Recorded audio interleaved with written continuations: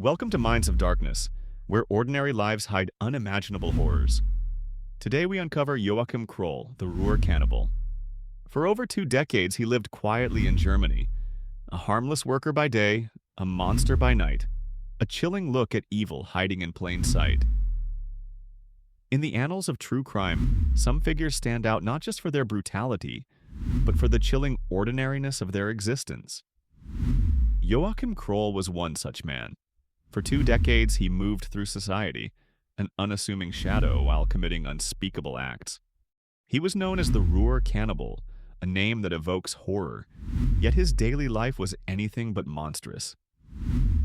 This is the story of a predator who hid in plain sight, a stark reminder of the darkness that can lurk beneath the most mundane facade.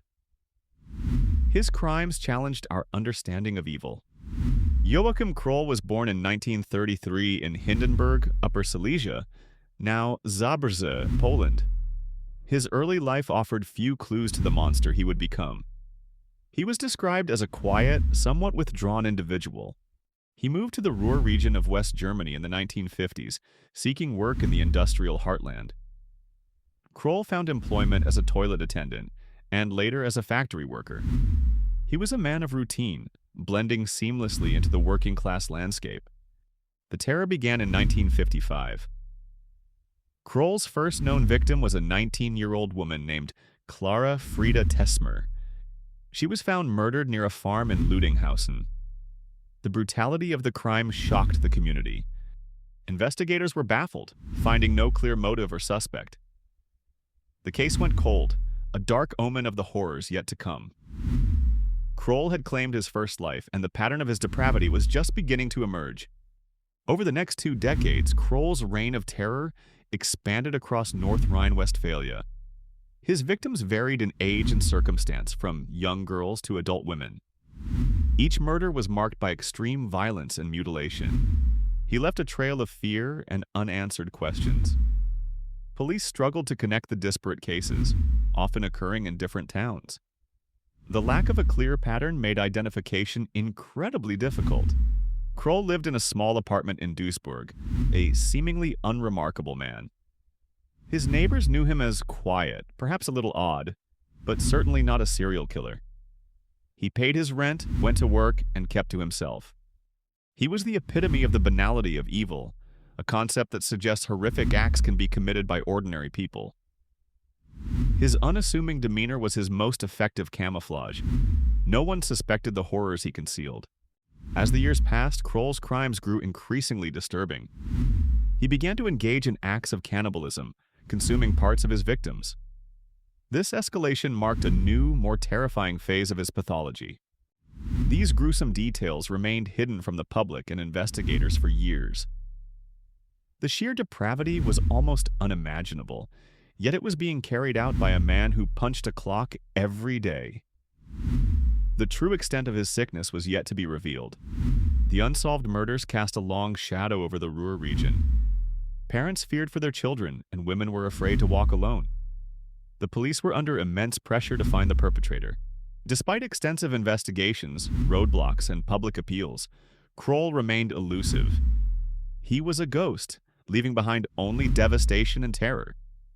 The community lived in a state of constant anxiety.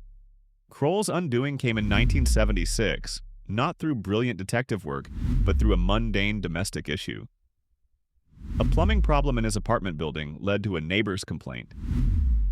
The neighbor's daughter, 4-year-old Marion Ketter, had gone missing.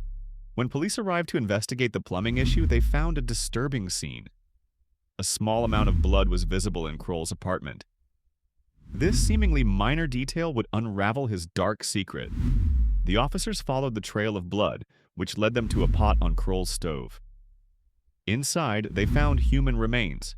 It was the body of Marion Ketter, partially consumed. The horror of the discovery was immediate and overwhelming. This gruesome find finally connected the quiet factory worker to the missing child. The banality of his existence shattered, revealing the monster within. The truth was more shocking than anyone could have imagined. When confronted, Joachim Kroll offered no resistance. He calmly confessed to the murder of Marion Ketter, and, chillingly, to many others. His demeanor was detached, almost indifferent.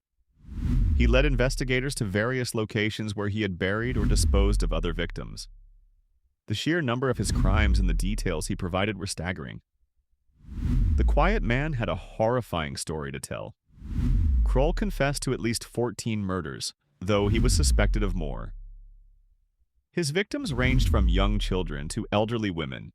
He described his methods with a chilling lack of emotion. The details of his cannibalism and mutilation sent shockwaves through Germany.